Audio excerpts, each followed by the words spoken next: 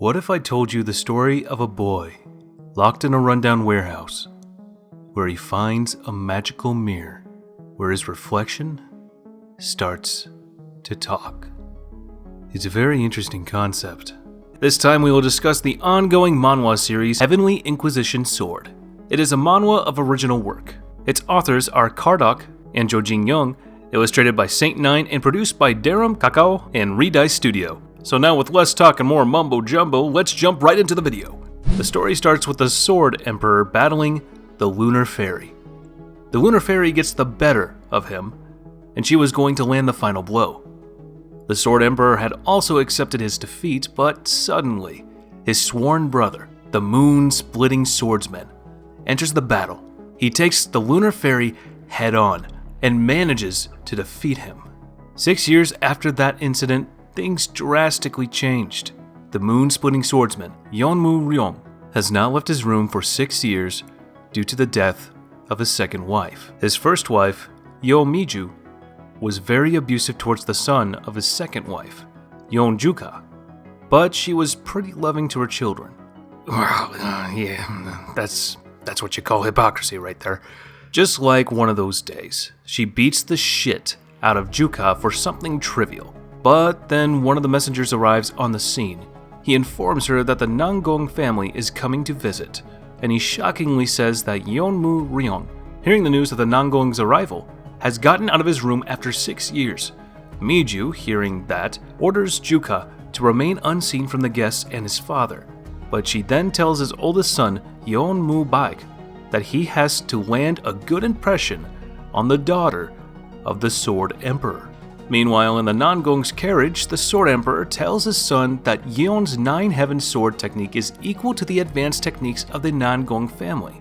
He also says that Yeon is very fond of his second wife, so after her death he locked himself away from the outside world.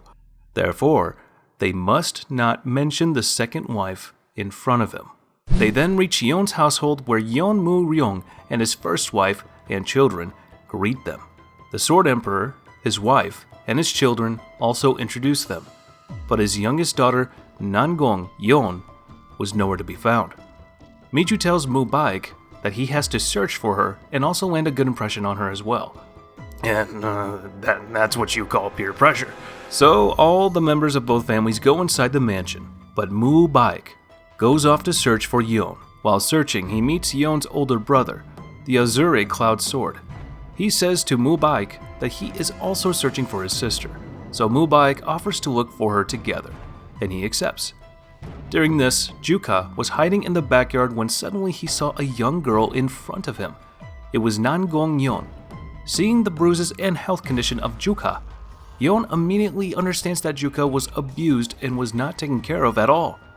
Yeon then tells Juka that she will protect him, so she takes him and runs off to the village market, and there they start to have fun. But a guard happens to see them and brings them back to the family mansion. They get separated from each other. In the house, the families talk to each other and the Sword Emperor proposes Mu Ryong to become in-law. But Mu Ryong says the children will make the decision, not him. Then he asks the Sword Emperor to teach his sons the martial arts of the Nangong family, as he cannot pass down his techniques. The Sword Emperor asks the reason for his being unable, but Mu Ryong suddenly starts to cough and immediately becomes unconscious. After some time, Mu Ryong wakes up and finds the Sword Emperor next to him. He says that he cannot even handle his own body. He can't even see through the 9 Heaven Wise Women mirror, the very mirror that passes down his family's martial arts. He tells the Sword Emperor that he is leaving the children in his care. In July of that year, Mu Ryong left his last breath, and after his death, Miju took over the Crouching Dragon estate, and with that, she immediately sent Mu Baek to study in the Nangong estate and locked away Juka in a small rundown warehouse. Fucking hypocrite. There he was given a minor amount of food and light, but one day, he discovers a dusty mirror. He wipes off the dust, and suddenly, his reflection in the mirror starts to speak. It was the 9 Heaven Wise Woman mirror. Unfortunately, Juka didn't know anything about it, so at first he gets scared to death. I mean, you can literally see his soul leaving his body, so you can't blame the kid. It remains like that for the first couple of days, but his fear slowly fades away as he was suffering from a more severe problem. Winter was here, and he's barely surviving, as he was almost freezing to death. One day like that, his magical reflection in the mirror starts to perform the 9 heavenly sword technique. So Juka tries to copy it, as it is the only possible idea to keep his body warm. And it worked. When he was performing the technique, his body became instantly warm. He then perfectly copies the martial art. When he completes it, the reflection then starts to perform the 9 heavens master sword technique.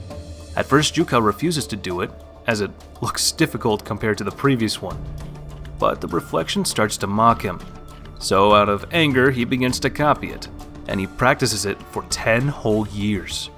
And finally, he perfectly performs it.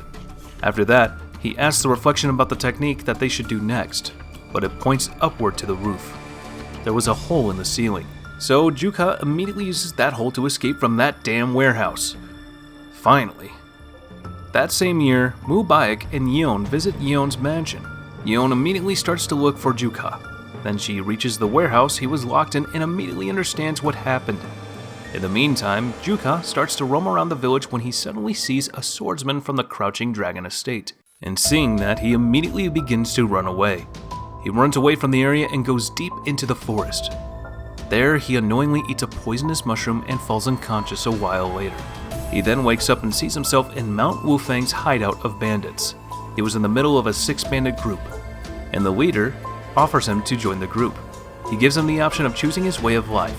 Juka, after thinking for some time, gracefully accepts the offer. He joins the bandit and starts to live with them. He does the chores, and his childish personality, which did not evolve, begins to change.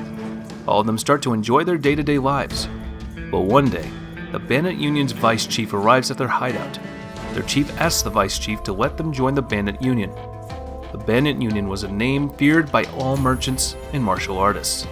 The Shattering Heavens Demon Lord, one of the 10 strongest experts, was the one who had bought the union its unprecedented glory. So it was a dream of all bandits to be a part of, the bandit union. Hearing the request of Mount Wufang's hideout chief, the vice chief of the union declines it. But after some time of thinking, he accepts the request and says that he will let them join if they have a grand total of 10 members by winter.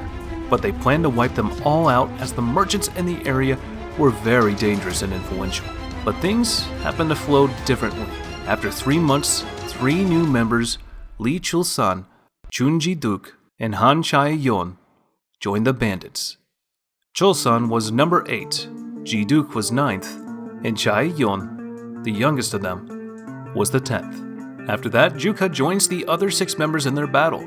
The others knew he was practicing swordsmanship in the woods, so they weren't hesitating. But in their first raid, they encounter a very dangerous martial artist of the Mansu merchant group. Witnessing his skills, the other bandit members accept that they were screwed up. But Juka heads towards him and challenges him to duel. The martial artist receives the offer and goes for the kill straight away. But Juka cuts that guy's sword in half with the first blow. After that, the man apologizes and offers to pay his good as the transit fee. When the chief asks him how he did that, Juka replies that it was the exorcism sword technique which the second brother taught him a few days ago. But the chief felt it was weird, as that technique was only a third-rate technique. After that day, the group continued to pull up successful raids. This increased their fame, and the number of the bandits increased rapidly. Their name changed to the 5 Peak Strongholds. After that, the Nanyang merchant chief, Lee Muryung, targeted the 5 Peak Strongholds. He decided to burn it down as it was causing trouble in his business. So he and his army attacked the 5 Peak Strongholds. They launched fire arrows and burned down the outer wall. But all the members quickly form another wall behind it. Lee Muryung was out of options to tear down the wall, so he goes in front of the wall to fight the chief. But the one he meets there is Juka. They start to fight each other. Lee Muryung uses the unchanging noon technique, but Juka blocks it off easily. After exchanging a couple of blows, Lee Muryung goes down nonetheless. He promises that he will never try to attack again and asks Juka to spare his life. Juka agrees to the condition and spares him. This whole incident was witnessed by the chief of the Manso Merchant Union. He understands that he cannot defeat him, so he decides to call in his master. Sage Chunji, an elder of the Wudang sect. Sage Chunji arrives and encounters Juka in the market, but he doesn't do anything. He leaves without saying a word. He understood that Juka was a strong martial artist and was quite happy to find a strong opponent. He then declares an attack on the 5 peak strongholds, warning off the arrival of Sage Chunji. Most of the members run away, but the 7 sworn brothers, Chulsan, Sobaik, and Chaeyeon, were the only ones who remain. The chief then decides to disband the bandits, but the others refuse to obey that and stay behind. So the chief takes his order back and makes the other 3 part of his sworn family as well. Juka decides that he will take on the sage. The next morning, Sage Chunji arrives, and the battle between him and Juka begins. It was a long time since he fought without restraining himself. He uses the Taiji Mystique sword technique and went a couple of blows on Juka, but Juka unleashed the Blessed Dragon Splitting Claw. After clashing for some time, Juka finally gets the better of Sage Chunji and defeats him. The Manso merchant group accepts their defeat and leaves the 5 peak stronghold alone. After that incident, the fame of the 10 elite brothers increased dramatically, and some days later, the members who left started to return. One of them who returned was Sage Chun-Li, but he did not come to fight. Rather, he said he has a lot to learn from Juka. He also says that he can teach a bunch of new things to Juka. Both of them trained for a couple of months. During the training, both of them reached new heights with their power. Sage Chun-Li also realizes that the 5 peak strongholds was not a bad place. After training for several months, he leaves for the Wudang sect, as he has to perform the duties of the sect's leader.